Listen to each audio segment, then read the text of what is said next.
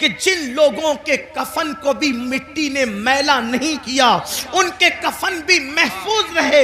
ارے دور کہاں جاتے ہیں اور کدھر جاتے ہیں؟ یہی مراد آباد کی سرزمین ہے. اور اس سرزمین پر ایک اللہ رب العزت کا ایسا بندہ جو اپنے وقت کا عظیم عاشق رسول تھا، جسے دنیا، اور وہ بھی اللہ اکبر، مجاہد حریت، مجاہد آزادی، 1857 کا وہ عظیم ہیرو جس نے انقلاب میں اپنا خون جگر دے کر کے اللہ اکبر اسی ملک کی آزادی کے لیے بنیادیں فراہم کی، اسے دنیا سید کفایت علی کافی مراد آبادی کے نام سے جانتی اور پہچانتی ہے. آپ جانتے ہیں ان کے مزار مقدس سے روڈ ہو کر کے گزر رہی تھی، اور اللہ اکبر جب کھدائی ہوئی تو اس وقت لوگوں نے دیکھا کافی مراد آبادی کا جسم تو جسم محفوظ تھا، لیکن کفن کو بھی مٹی نے میلا نہیں کیا تھا. یہ کس کی زندگی ہے؟ اللہ اکبر، یہ اللہ کے وفادار لوگوں کی زندگی ہے، یہ اللہ اور رسول کے وفادار لوگوں کی زندگی ہے. کافی مراد آبادی کا ذکر آیا تو ایک بات میں اپنے جوانوں کو بتانا چاہتا ہوں، اس لیے کہ یہ مراد آباد کے قریب کا علاقہ ہے، بلکہ مراد آباد کا ایک حصہ ہے. تھوڑا سا یاد رکھنا، ہم نے اپنے اسلاف کو بھلایا. میرے پیارے آقا علیہ السلام کے پیارے دیوانوں، ہم بہت عشق رسول کی بات کرتے ہیں، ہم بہت محبت رسول کی بات کرتے ہیں، لیکن بڑی معذرت کے ساتھ بڑے بڑے علماء موجود ہیں. حضرت مفتی صاحب قبلہ بھی یہاں موجود ہیں. اگر میں غلطی کروں، حالانکہ میرا کوئی علمی معیار نہیں، میرے تقوی کا کوئی معیار نہیں، میں آپ سب سے زیادہ گنہگار ہوں، علمی حیثیت بھی میرے پاس کچھ نہیں، لیکن میں آپ کے سامنے یہ بات رکھنا چاہتا ہوں، جتنا ہم عشق رسول کا دعویٰ کر رہے ہیں اتنا عشق مصطفیٰ میں ہم کمزور ہیں. یاد رکھنا، جس دن مسلمان سچا عاشق رسول بن جائے، ہم نعرے والے عاشق بنے، ہم کھچڑے اور شربت والے عاشق بنے، ہم بریانی والے عاشق بنے، لیکن ہم نے سچے عشق رسول کی طرف کبھی قدم نہیں بڑھایا.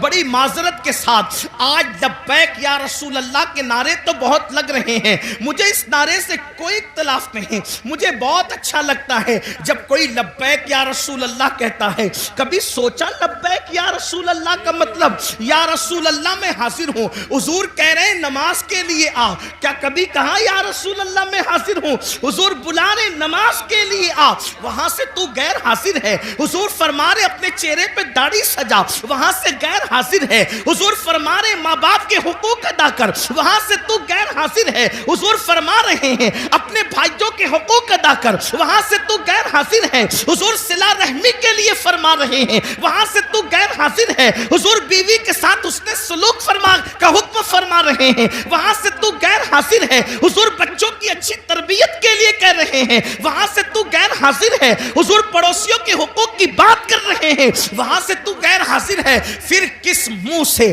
تو لبیک یا رسول اللہ کا نعرہ لگا رہا ہے؟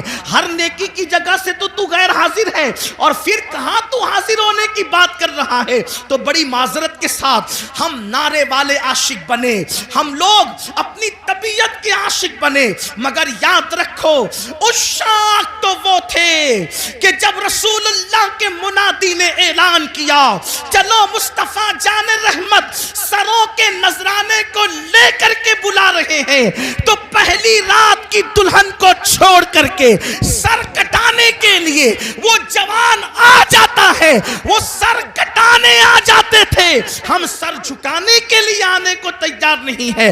حضرت کافی مراد آبادی کی بات چل رہی تھی، ہم وہ کیسے عاشق تھے، کیسے عشاق میں سے تھے. اللہ اکبر، جب ان کو پھانسی کی سزا وہ لوگوں نے اپنے طور پر دینے کی کوشش کی، حالانکہ وہ کوئی سزا نہیں تھی، عشق کی سزا نہیں ہوتی، عشق میں تو مزہ ہوا کرتا ہے.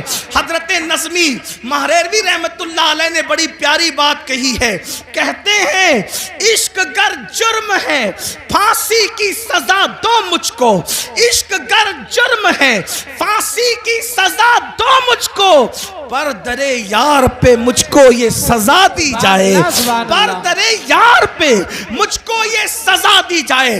حضرت کافی مراد آبادی سے کہا کہا جاتا ہے. اللہ اکبر.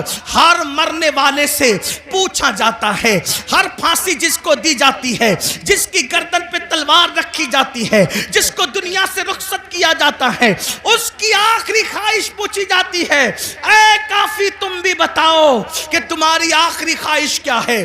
اللہ اکبر. آپ مجھے بتائیں تو صحیح, اب زندگی باقی نہ رہے گی, زندگی کا چراغ گل ہو جائے گا, اب زندگی کی رانائیاں نہ رہے گی, زندگی کی بہاریں اجڑ جائے گی, اور ان سے پوچھا جا رہا ہے کافی تمہاری آخری خواہش کیا ہے. دیکھو عشاق ایسے ہوتے ہیں, انقلاب ان سے آتا ہے, انقلاب ایسے لوگ بپا کرتے ہیں. اللہ اکبر. جب حضرت کافی مراد آبادی کو کہا گیا آخری خواہش کیا ہے, تو فرماتے ہیں پوری زندگی اپنے نبی کی نعت لکھتا رہا, آخری خواہش یہی ہے کہ دنیا سے جاتے جاتے میں اپنے نبی کی ایک نعت میں اضافہ کرتے جاؤں. اور آپ اندازہ کریں یہ زمین اہل علم کی زمین ہے, ان سے پوچھو اگر بچہ پاس میں بیٹھ کے رو رہا ہو تو اگر شیر کی آمد ہوتی ہے تو کسی کے رونے کی آواز ہی سے شیر کی آمد ختم ہو جاتی ہے, اشعار پھر ذہن میں نہیں آتے. لکھنے کے لیے سکون چاہیے,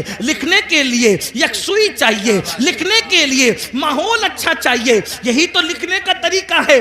تبھی تو اشعار تخلیق ہوتے ہیں, تبھی تو اشعار جو ہے وہ ترتیب پاتے ہیں. لیکن جس کے سامنے پھانسی کا پھندا ہو اور پھر کہا جا رہا ہے آخری خواہش, تو فرماتے ہیں نہ بچے یاد آ رہے ہیں, نہ بیوی یاد آ رہی ہے, نہ مرید یاد آ رہے ہیں, نہ دوست یاد آ رہے ہیں, نہ احباب یاد آ رہے ہیں.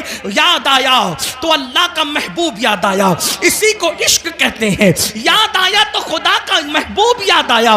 کہتے ایک نعت لکھنا چاہتے ہیں, لیکن آپ سے کہنا چاہتا ہوں اس پھانسی کے پھندے کو دیکھ کر اس عاشق مصطفیٰ نے جو آخری نعت لکھی ہے کوئی اس میں نقص نہیں نکال سکتا. اللہ اکبر. ایسا لگتا ہے عشق اور ادب دونوں ایک دوسرے سے گلے ملتے نظر آ رہے ہیں. ادبی رانائیاں ایسی اور عشق کا معیار, اللہ اکبر, بلکہ یوں کہیے عشق کا جبریل مکمل اپنے سدرہ پر نظر آ رہا ہے.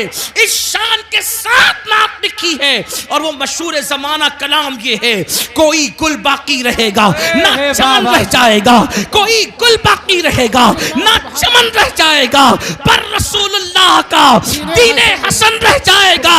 اطلس و کم خواب کی پوشاک پہ نازا نہ ہو, اس تنے بے جان پر خاکی کفن رہ جائے گا. ہم سفیر و باغ میں ہیں, کوئی دم کا چہچہا, بلبلیں اڑ جائے گی سونا چمن رہ جائے گا, بلبلیں اڑ جائے گی سونا چمن رہ جائے گا, بلبلیں اڑ جائے گی سونا چمن رہ جائے گا. جو پڑھے گا صاحب لولاک کے اوپر درود, جو پڑھے گا صاحب لولاک کے اوپر درود, آگ سے محفوظ اس کا تن بدن رہ جائے گا, آگ سے محفوظ اس کا تن بدن رہ جائے گا. نام شاہان جہاں مٹ جائیں گے لیکن یہاں کافی نے کل کہا تھا, انگریزوں کے لیے کہا تھا, اور میں آج اس عاشق رسول عالم ربانی کے اس مصرے کو آج کے فرعونوں کے لیے پڑھتا ہوں. نام شاہان جہاں مٹ جائیں گے لیکن یہاں, نام شاہان جہاں مٹ جائیں گے لیکن یہاں حشر تک نام و نشان پنجتن رہ جائے گا. اللہ, نعرہ تکبیر, نعرہ رسالت.